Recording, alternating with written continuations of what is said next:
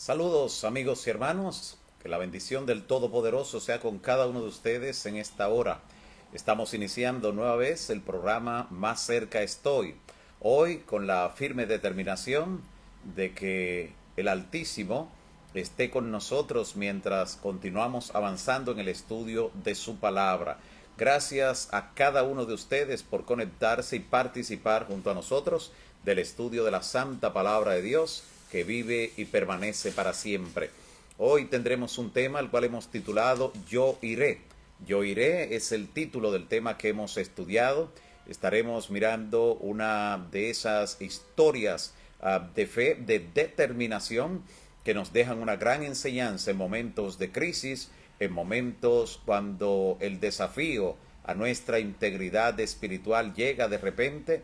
Podemos contar con el Todopoderoso. Es en los desafíos finales que tendremos también en la historia de este mundo, cuando necesitaremos tener la plena certeza de que el que habita al abrigo del Altísimo morará bajo la sombra del Omnipotente. Así que esto será un gran ejemplo de lo que también Dios hará con nosotros en momentos extremos. Ante Él en este momento inclinamos nuestras cabezas y cerramos nuestros ojos para orar. Dios eterno, alabamos y glorificamos tu nombre en esta hora.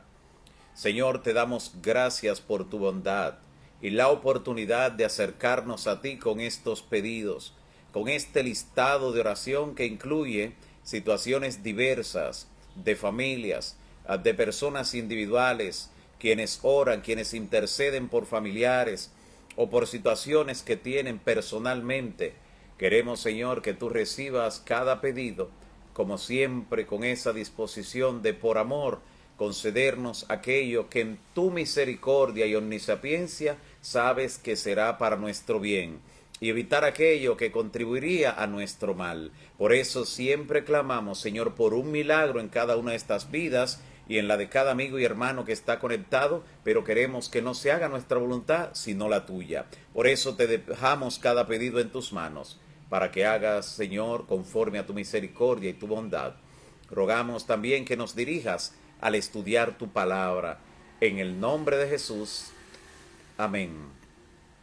Gracias nueva vez, amigos y hermanos, por estar allí para participar de este estudio, y esperamos que el Espíritu Santo nos guíe paso a paso en este tema Yo iré.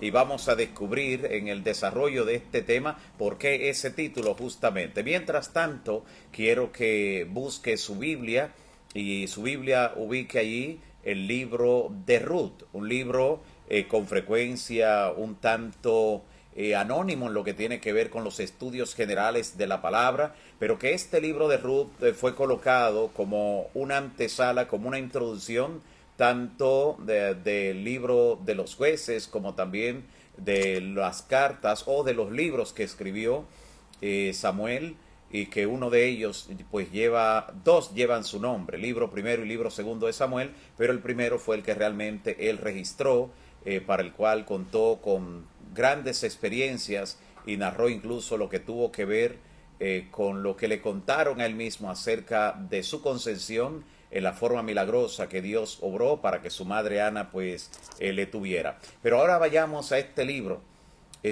que contiene un pasaje sumamente interesante, sobre todo en el inicio, donde nos impacta las cosas que nos dicen aquí. Así que Ruth, capítulo 1, en el versículo 1, note lo que nos dice la palabra. Aconteció en los días que gobernaban los jueces, aquí está dando el contexto histórico, aconteció en los días que gobernaban los jueces que hubo hambre en la tierra.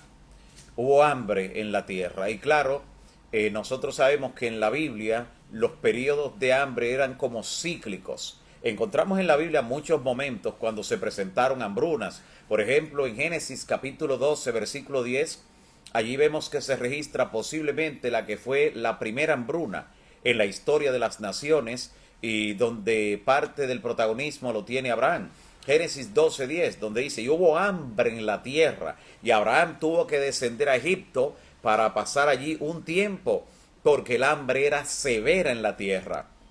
Otro periodo de hambre que también ocurrió se registra en el capítulo 41 del libro de Génesis también, donde habla acerca de esa hambruna, de 7 años que José tuvo la oportunidad de interpretar a partir de los sueños que había Dios dado a Faraón. Así que ahí aparecen otros periodos. En Hechos capítulo 7 también, en el versículo 11, dice: entonces vino hambre sobre todo Egipto y Canaán, y con ella gran aflicción, y nuestros padres no hallaron alimento. Está refiriéndose a esa hambruna que hubo también en el pasado.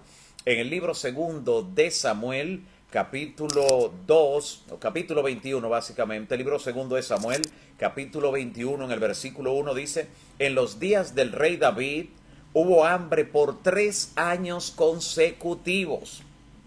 Note, esta hambruna que hubo en los días del rey David casi se completa el periodo de hambruna que también hubo en los días de Acab, la que profetizó Elías, los 3 años y medio. Pero en tiempo de David, note cómo este pasaje a veces no dedica tanto espacio como en el libro primero de los Reyes, donde habla acerca de la hambruna en los días de Elías, pero en un texto nos está diciendo de lo severa que fue la hambruna que se presentó durante ese periodo, 3 años en los días del rey David. Luego encontramos en el libro primero de los Reyes, capítulo 18, esa hambruna a la que hicimos referencia comparándola con la del tiempo de David, la que hubo en los días de Elías. En los primeros 5 versículos se describe ampliamente lo que ocurrió en el libro primero de los Reyes, tiempo de Elías. Pero también encontramos en Lucas, capítulo 4, versículo 25, cuando el Señor Jesús recuerda esa hambruna severa que hubo en los días de Elías y cómo hubo bendición para los que ejercieron fe, aún no perteneciendo algunos al pueblo de Dios, pero que tuvieron fe en el Dios Todopoderoso. En el libro segundo de los Reyes, capítulo 4, versículo 38, dice: cuando Eliseo regresó a Gilgal, había hambre en la tierra, otra hambruna en los días de Eliseo, y estando sentados los hijos de los profetas delante de él, dijo a su criado: pon una olla grande y cuece un potaje para los hijos de los profetas. En medio de la hambruna que ocurría, Dios allí dándole provisión a través del profeta. También en el mismo segundo libro de los Reyes, pero en el capítulo 6, versículo 25, relata otra hambruna. Ya vamos a ver por qué esos ciclos de hambre venían cada cierto tiempo. Hubo una gran hambre en Samaria, dice segundo libro de Reyes 6:25, y he aquí que la sitiaron. O sea, en medio de la hambruna hubo un cerco de los enemigos, lo cual agudizó aún más porque no permitía el comercio, ni la entrada ni la salida en la ciudad, allí en Samaria, que era la capital del reino del norte, el reino de Israel. Y entonces la hambruna, la crisis fue tan grande, tan aguda, que dice la palabra que la cabeza de un asno se vendía por 80 piezas de plata. La cabeza de un asno, no de un cordero, no de un toro, de una vaca, de un asno. Y la cuarta parte de un cap de estiércol de paloma, es la expresión con la que está describiendo realmente los intestinos de paloma. Pero ¿qué puede haber allí? Por eso dice que era estiércol. Los intestinos de paloma se vendía un poco de eso por 5 siclos de plata. A ese nivel estaba la hambruna, y si usted sigue leyendo en el pasaje va a encontrar que incluso ya se estaban comiendo hasta los hijos algunos. Fue severo lo que ocurrió. En Isaías capítulo 51, versículo 19, también dice: estas 2 cosas te han acontecido, le dice el profeta, ¿quién te confortará en medio de todo? Desolación, destrucción, hambre y espada. ¿Quién te consolará? Fue parte de lo que vino sobre el pueblo. También dice la palabra en Hechos 11, versículo 28, de una hambruna que hubo en el Nuevo Testamento, luego de la ascensión de Cristo en tiempo de la Iglesia Apostólica. Dice así Hechos 11, 28. Y levantándose uno de los profetas, llamado Agabo, daba a entender por el Espíritu Santo, que ciertamente habría una gran hambre en toda la tierra, y esta ocurrió en el reinado de Claudio César. Hubo una hambruna en tiempos de Claudio César. También encontramos en Génesis 26, versículo 1, otra hambruna que hubo también en los días de Isaac. Luego de la de Abraham, hubo en tiempos de Isaac, también en tiempos de Jacob. O sea, noten cómo la hambruna venía de manera cíclica. ¿Por qué? La razón era que el diablo quería provocar la extinción del pueblo del que vendría el Mesías. Si él lograba hacer desaparecer por el hambre, y por eso vemos que continuamente el pueblo de Dios se desplazaba, migraba de un lugar a otro, buscando mejor vida, buscando no perecer de hambre, el diablo utilizaba esas hambrunas y como vimos de manera cíclica, venía a cada rato, casi en cada generación se aparecía una hambruna, pero era la oportunidad de Dios demostrar realmente que Él siempre tiene provisión para su pueblo, que es Jehová Jireh, que Jehová realmente provee. Y ahora encontramos también entonces aquí cómo describe en el capítulo 1, versículo 1 del libro de Ruth, que hubo una gran hambruna que hizo migrar entonces a una familia que por cierto, de esta familia vendría el Mesías. Note que no fue casual. Y el foco que hace la escritura en la familia de Noemí tampoco es casual aquí. Lo que sí nos llama poderosamente a la atención en medio de todo esto es que la hambruna se produjo en Belén y que tuvieron que salir, que emigrar desde Belén. ¿Por qué nos llama esto a la atención? Por lo siguiente, el nombre Betlehem, el nombre Belén, que si usted ve cómo aparece en las versiones antiguas de la Biblia, Betlehem, ese nombre significa casa del pan. Así que donde debía ser la casa del pan, del alimento, donde debió haber abundancia, se produjo hambre. ¿Y qué provocó que en la casa del pan faltara el pan? Bueno, que se habían alejado de Dios. Y producto del alejamiento de Dios, Satanás tuvo entonces incidencia para provocar esta hambruna. Claro que la intención de Satanás era desaparecer la descendencia sagrada, desaparecer el pueblo del que vendría el Mesías, como Dios lo había prometido. El nombre Belén, repito, significa casa del pan. Todos los nombres que comienzan con Bet en la Biblia, que se escriben originalmente así, B-E-T-H, tienen que ver con algo de casa. Por ejemplo, Betesda. ¿Recuerdan el estanque de Betesda? Pues el nombre Betesda significa casa de misericordia. Por eso le llamaban el estanque de Betesda. Allí se obraba con misericordia. Allí el Señor manifestó su misericordia. Betesda, casa de misericordia. Betania, casa de aflicción. Bet, casa. Ania, aflicción. También Betsaida, otro nombre muy conocido, también con la raíz o el prefijo Bet. Betsaida significa casa de la pesca o casa del pescado. Y Betel, un nombre más conocido, significa casa de Dios. Bet, casa, el, Dios en hebreo, casa de Dios. Eso nos recuerda también entonces la experiencia de Jacob. Así que en la casa del pan, en Belén o Betlehem, allí faltó de repente el pan, hubo una hambruna terrible, como describe aquí la palabra. Y miren entonces lo que nos narra desde el versículo 2 del libro de Ruth en el capítulo 1. El nombre de aquel varón de la familia que estamos mencionando, que tuvo que emigrar, se llamaba Elimelech. Elimelech. Y el de su mujer Noemí. Y los nombres de sus hijos eran Malón y Kelión, efrateos de Belén de Judá. Llegaron pues a los campos de Moab. Noten dónde tuvieron que emigrar. A Moab, a un pueblo enemigo. No a una nación que había tenido históricamente la disposición para ayudar, sino a Moab. Y recordamos algunas cosas de los moabitas, especialmente que eran descendientes de Lot, el sobrino de Abraham. Así que de alguna manera, lejanamente, estaban emparentados con Israel, pero esta no había sido la historia, no se habían comportado como parientes que querían hacerle el bien. Encontramos, por ejemplo, que cuando Israel sale de Egipto, 40 años después, cuando están en la frontera misma de Canaán, cuando están a punto ya de poseer la tierra, en ese momento entonces reciben un gran desafío. Y es donde Balac, hijo de Zippor, contrató a Balaán, que por cierto vivía entre los moabitas, pues contrató a Balaán para que maldijera al pueblo. El pueblo no pudo ser objeto de la maldición porque no hay agüero que pueda contra un hijo de Dios, no hay maldición que pueda caerle, como más adelante dice Salomón en Proverbios. Como gorrión perdido y golondrina sin nido, la maldición sin motivo jamás llegará a su destino. Así que para los hijos e hijas de Dios no hay forma de que la maldición caiga sobre ellos. Sin embargo, más adelante encontramos en el libro de Números que Balaán le propuso a Balac una fórmula para hacer que automáticamente la maldición cayera.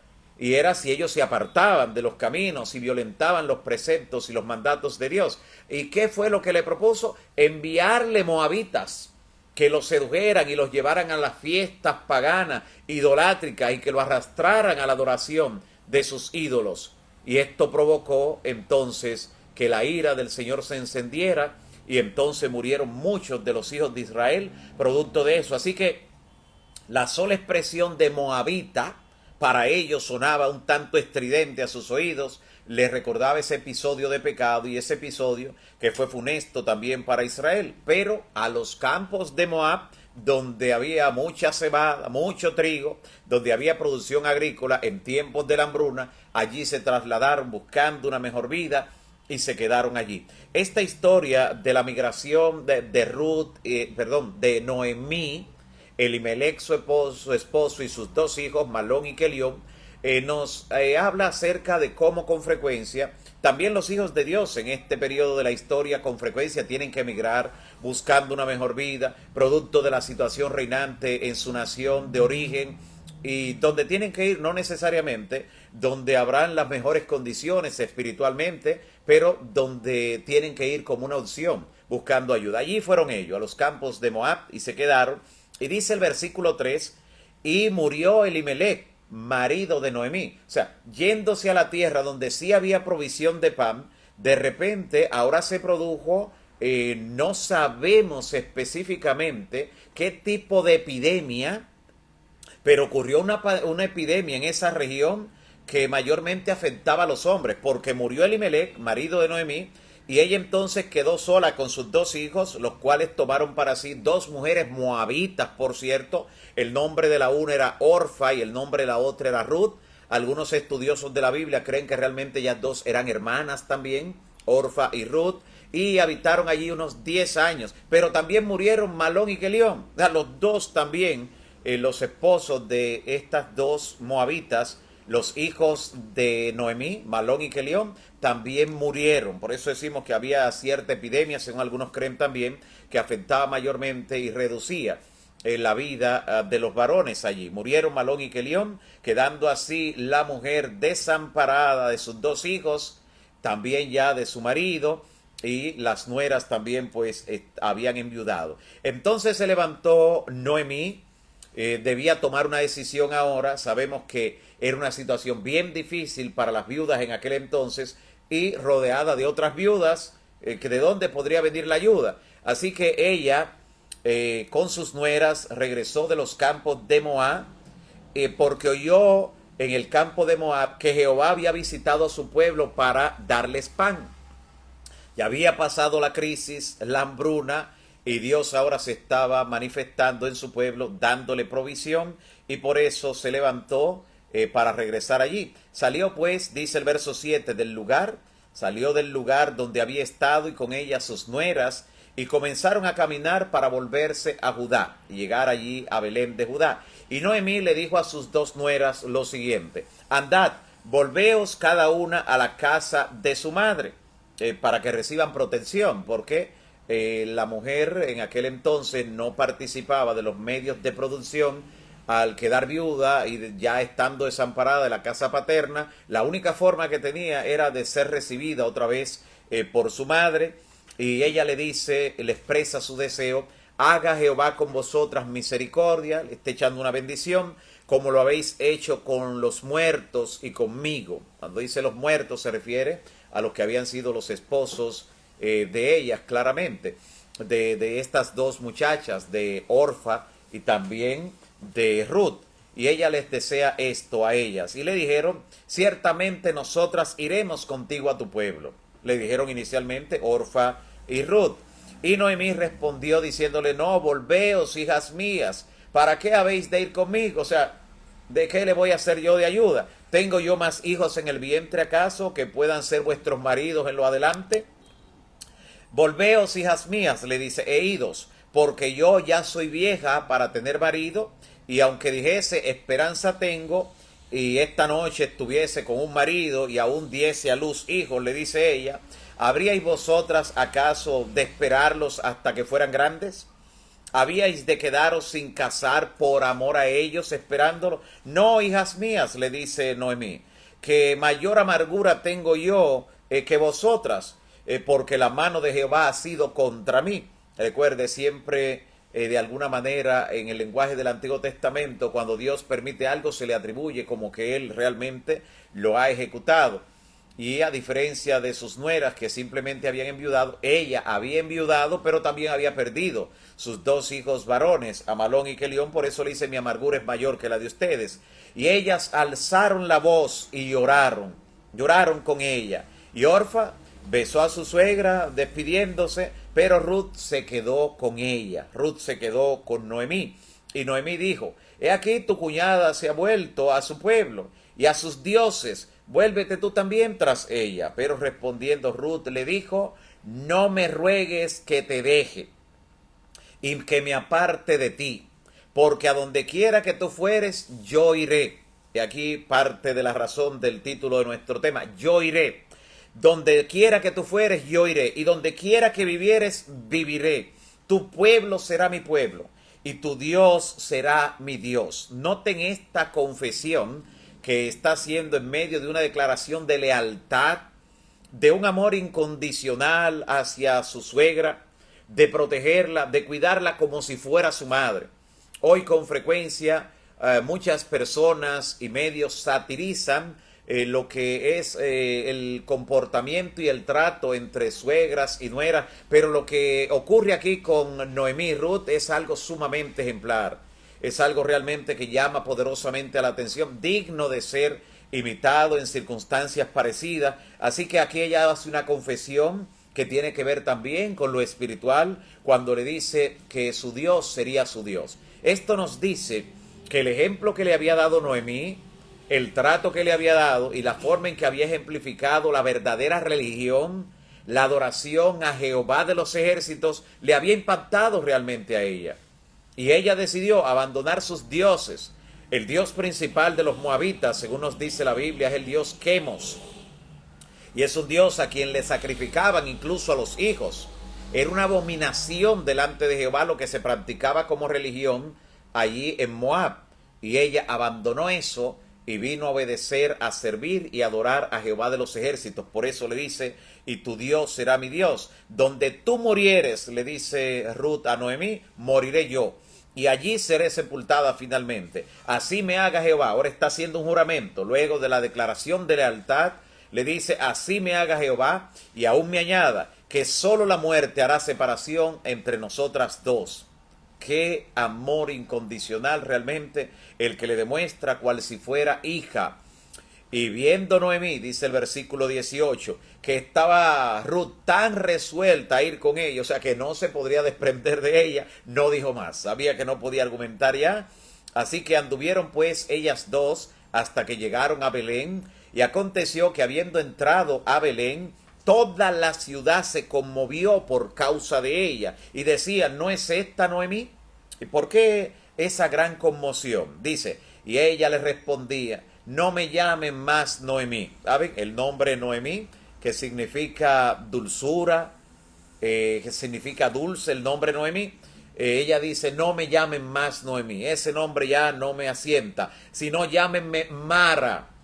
Mara significa amargura. Esto nos recuerda cuando el pueblo de Israel, al salir de Egipto, fueron corriendo al ver una fuente de agua y de repente al tomarla vieron que eran amargas y le pusieron al lugar Mara debido a esta amargura. Así que ella dice: no me llamen Noemí, no me llamen dulce, llámenme amargura. Lo que me ha ocurrido es muy grande, porque grande amargura me ha puesto el Todopoderoso, dice ella.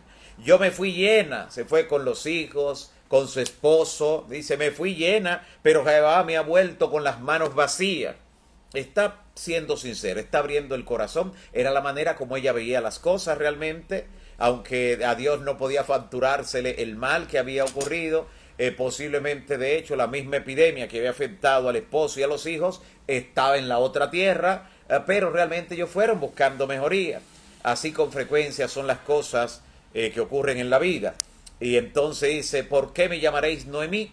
Ya que Jehová ha dado testimonio contra mí y el Todopoderoso me ha afligido. Así volvió Noemí y Ruth la moabita, su nuera, con ella. Volvió de los campos de Moab y llegaron a Belén al comienzo de la siega de la cebada. Aunque cuando abandonó Belén inicialmente con su familia había hambre, ahora regresa no solo cuando hay abundancia, sino en pleno tiempo de la cosecha.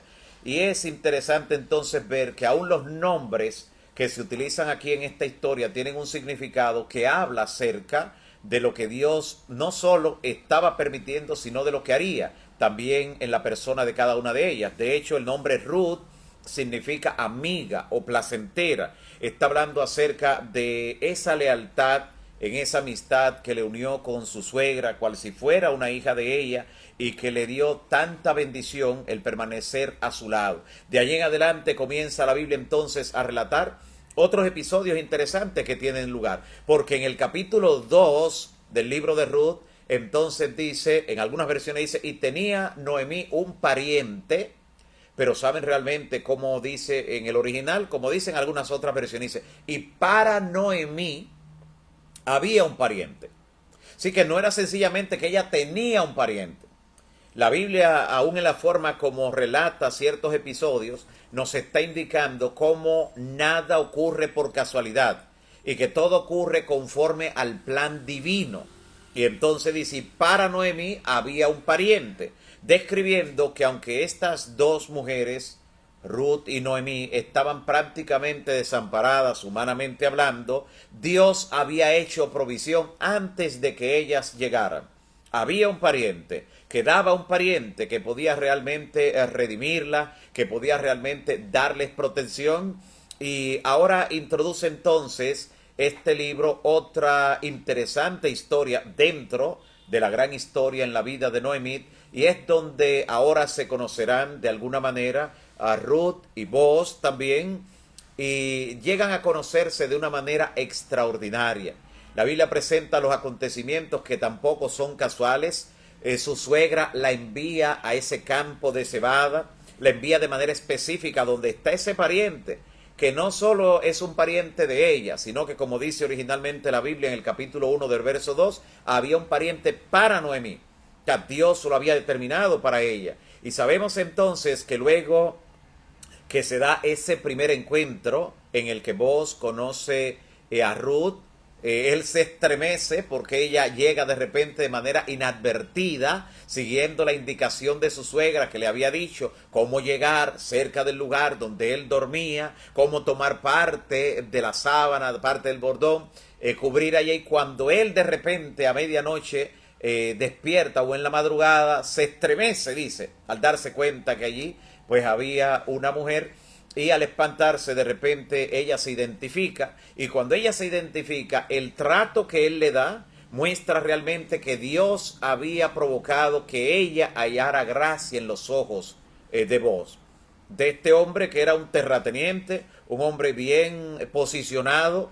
No solo tenía la facultad de ser el pariente que había para Noemí, para completar la historia, para que la historia no terminara en Mara, sino en Noemí, no en amargura, sino en dulzura, en ver la bendición de Dios, en ver que efectivamente Dios, en medio de nuestra situación de crisis, en medio de una hambruna, en medio de la necesidad, en medio de la falta de empleo, en medio de la enfermedad, Dios, cuando está en silencio, está trabajando y se está preparando para glorificar su nombre en alguna manifestación extraordinaria.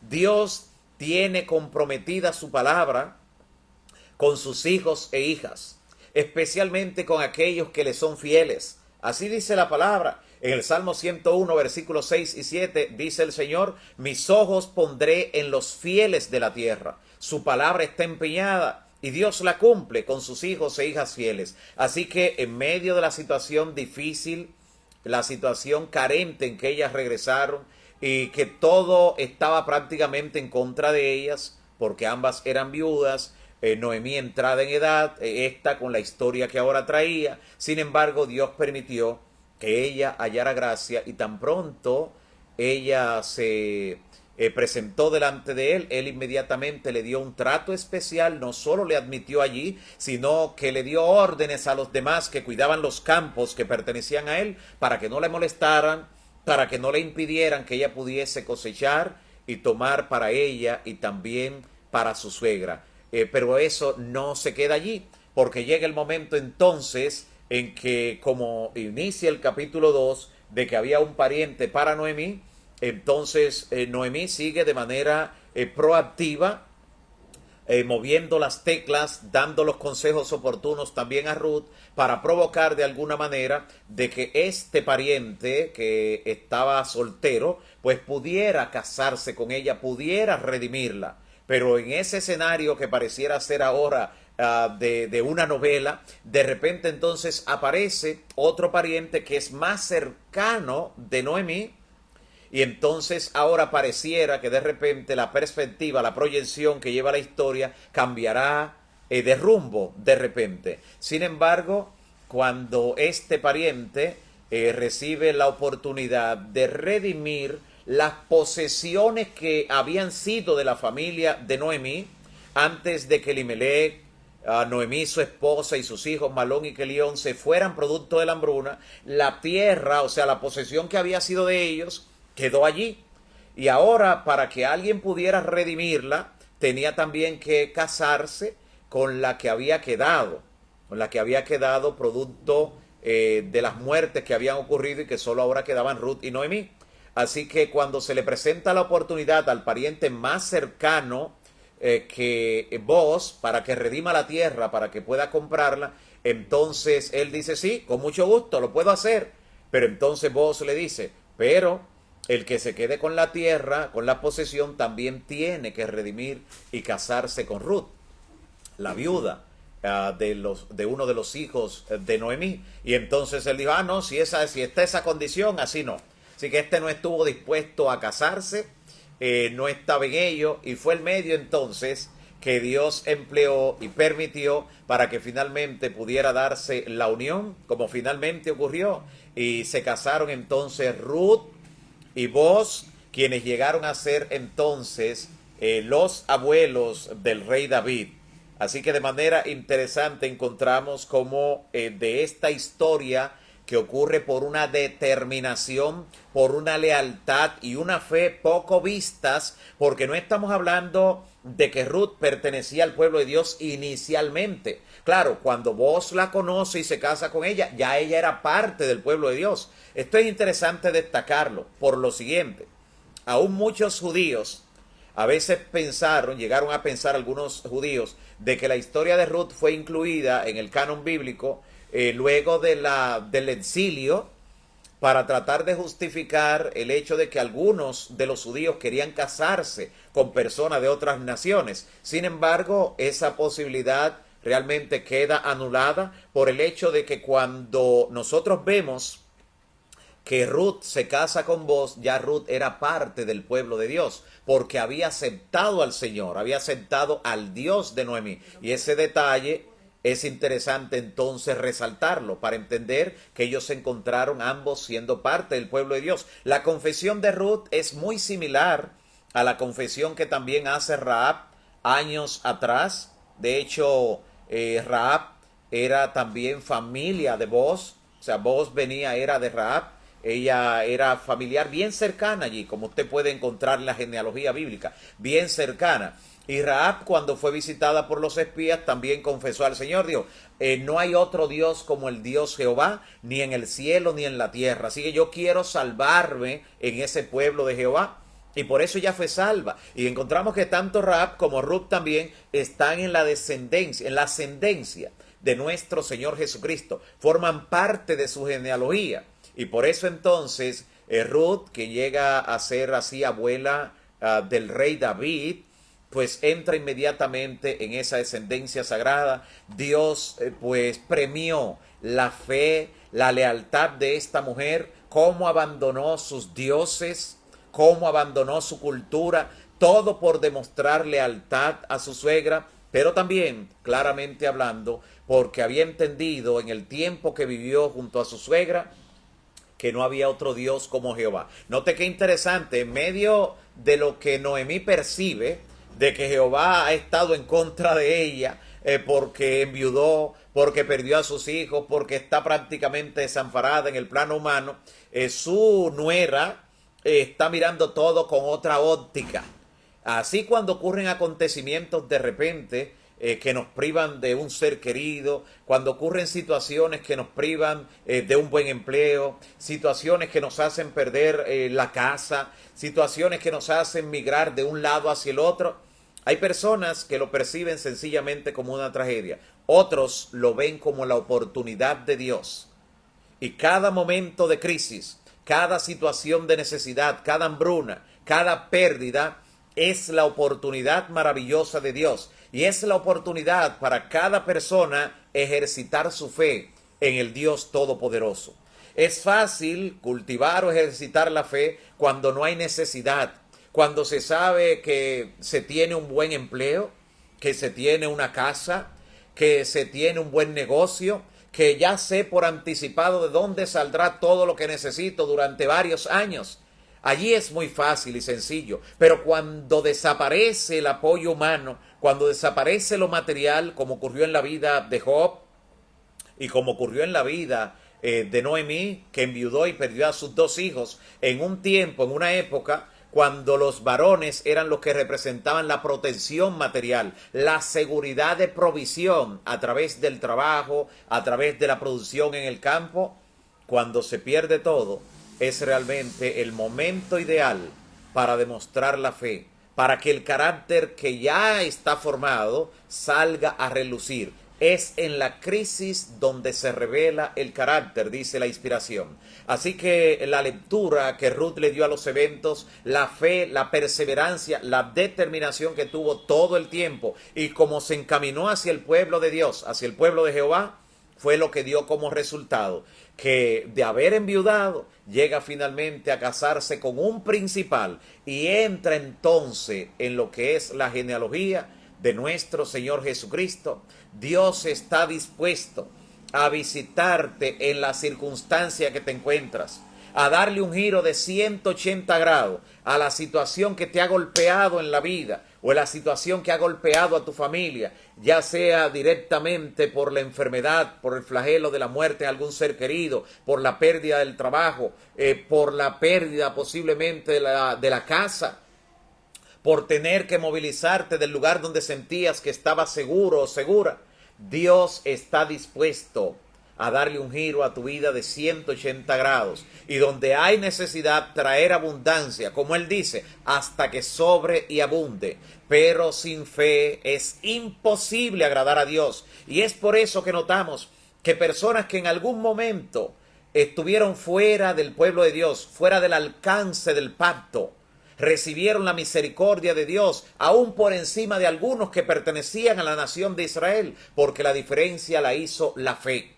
Por eso Jesús, muchos siglos después, como registra Lucas capítulo 4 en el versículo 25, dijo, había muchas viudas en tiempos de Elías cuando hubo esa gran hambre, pero ninguna fue beneficiada por ese gran milagro, sino la viuda de Sarepta de Sidón, esa que ni siquiera nos da el nombre la Biblia, esa viuda anónima, pero esa viuda anónima vio el brazo de Jehová obrando en favor de ella. Por la fe hizo la diferencia, la fe hizo que Dios le enviara al profeta, la salvación llegó a su casa. Hoy puede llegar la salvación a tu casa. Hoy el Señor puede transformar las circunstancias que parecen adversas, en la que tú no puedes proyectar nada que sea aparentemente halagüeño para tu futuro, a cercano, mediano o largo plazo. Tú no ves la posibilidad de que puedas salir de la situación en que te ha sumido la pérdida del empleo, en el que te ha sumido la situación resultante por esta pandemia, el tener que movilizarte de la zona de confort, el tener que enfrentarte a situaciones desconocidas, el haber perdido el negocio, el haber tenido que detener el proyecto. Dios está en el mismo lugar, pero quiere que ejercites la fe, porque sin fe es imposible agradar a Dios, porque el que a Dios se acerca tiene que entender que Él está allí, que Dios existe y que está dispuesto a galardonar a los que le buscan. Dios quiere premiar tu fe, quiere galardonar tu fe, pero debes ejercitarla. No solo sin fe es imposible agradar a Dios, sino que la fe sin obras está muerta. Hay un paso de fe que tú tienes que dar. Posiblemente ya Dios utilizó un medio, uno de esos medios que Dios utiliza para hablarte. Posiblemente te esté hablando en este instante y te está diciendo, da un paso de fe. Y dice, pero yo estoy orándole hace días, hace meses para que cambie esto y no ocurre. Pero el Señor te dice, como le dijo al pueblo cuando estaba frente al mar clamando, ¿por qué claman a mí? ¿Por qué siguen clamando? Ya yo conozco su pedido, su urgencia. Ya no clamen a mí. Dile al pueblo que marchen. Era hora de, aunque el mar estaba frente a ellos, los enemigos detrás y a los lados no podían desviarse por un precipicio, por montañas, por enemigos. Dios le dijo, dile al pueblo que marche. Tienes que dar un paso de fe. El mar no se abrirá hasta que entre los pies en él, hasta que te mojes los pies, hasta que des ese paso de fe. ¿Por qué? Porque sin fe es imposible agradar a Dios. Y la fe sin obras está muerta. No basta clamar, no basta decir yo creo. Tienes que decir, como dijo Ruth también, yo iré. Ella estaba recibiendo prácticamente la exoneración de su suegra. Vuelve a tus dioses, vuelve a tu tierra, a tu familia. Él le dijo, no, donde tú vayas, yo iré. Si es camino a la voluntad de Dios, a Jehová de los ejércitos, allí yo iré. Que tus pasos, amigo y hermano, se encaminen solamente a obedecer al Creador y se encaminen a hacer la voluntad del Todopoderoso. Consulta los pasos que vas a dar con el Altísimo, pero marcha, no te detengas. Si no tienes seguridad de que el paso que vas a dar, de que la dirección que vas a tomar, de que el negocio que piensas emprender, de que la manera en que has reestructurado tu proyecto, quieres tener la seguridad divina de que Dios aprueba eso, consúltalo con Dios y Él te responderá y podrás marchar con plena certeza, pero no te detengas, que Dios bendice el esfuerzo humano. ¿Por qué clamas a mí? Te dice nueva vez el Señor. Marcha, marcha, y tú puedes ir en el nombre de Jehová de los ejércitos. Él no solo peleará tus batallas, Él hará, como hizo con Ruth, que tú halles gracia ante los ojos de un desconocido, no solo ante los ojos de quien te conoce, ante los ojos de un desconocido, que será el medio que Dios empleará para bendecirte, más allá de lo que has soñado. Noemí, la suegra de Ruth, y con quien inicia esta historia, Noemí terminó en la abundancia. No solo en lo material, aún con la familia, pudo ver a sus nietos, pudo ver a sus bisnietos, tuvo toda esa oportunidad de criarlos. ¡Cuánta bendición! Aún lo que has perdido, Dios quiere multiplicarlo muchas veces para glorificar tu nombre, para glorificar el nombre del Señor. Recuerda que las aflicciones del tiempo presente ni se comparan a la gloria venidera que en nosotros ha de manifestarse. Pero no te equivoques, todos los premios que el Señor tiene para ti, no los tiene en el cielo. Aún aquí, Él le dijo a Pedro, ustedes que lo han arriesgado todo para servirme, aquí en esta tierra, no en el cielo, aquí van a tener 100 veces más. Y al final, la vida eterna en Cristo Jesús. Prepárate para dar un paso de fe. Y dile al Señor, en tu nombre yo iré. Y Dios bendecirá tu esfuerzo, te sacará de la situación en que te ha sumido toda esta incertidumbre y cambiará, dará un giro de 180 grados a ti, a tu familia y a toda tu circunstancia. Es tiempo de que vivas por fe y des un paso en el nombre del Señor. Y más ahora, hoy, cuando nuestra salvación está más cerca que cuando creímos. No es tiempo de detenernos ni de dar marcha atrás. Es tiempo de seguir hacia adelante, puestos los ojos en Jesús, el autor y consumador de nuestra fe. La historia de Ruth definitivamente nos muestra que Dios no solo se interesa en la parte espiritual, Él sí quiere que busquemos eso primero, pero todo lo demás que anhelamos y soñamos llega por añadidura. Cuando Jesús dijo, no solo del pan vivirá el hombre, no dijo que el hombre no vive de pan, dijo que no solo del pan, pero necesita el pan, necesita seguridad material, necesita tener algo en el bolsillo, necesita seguridad afectiva, necesita familia. Dios conoce tu circunstancia y está a punto de glorificar su nombre en ti. No pierdas la fe, pero da el paso de fe, haz la parte que te toca. Sé fiel al Señor porque Él ha dicho, mis ojos pondré en los fieles de la tierra.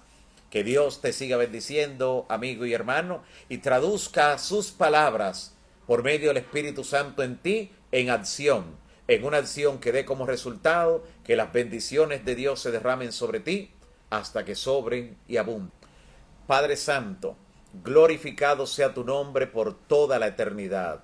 Señor, te damos gracias por tu palabra, por las promesas de cambiar, Señor, nuestra circunstancia, cambiar nuestra tristeza en gozo, nuestra necesidad en abundancia, nuestra incertidumbre en paz.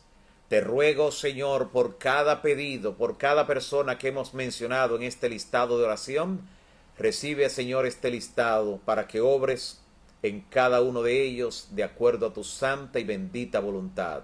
Que tu poder se manifieste en este día en una forma especial. Gracias, Señor, te damos también por la joven que estaba desaparecida, que oramos en el día de ayer y en horas de la tarde también apareció. Te damos gracias. Gracias por haber retornado la paz y la tranquilidad a esa familia. Gracias porque cuando tu pueblo ora, suceden cosas maravillosas. Te presentamos, Señor, a cada amigo y hermano que está conectado en este momento participando de este estudio y de esta oración.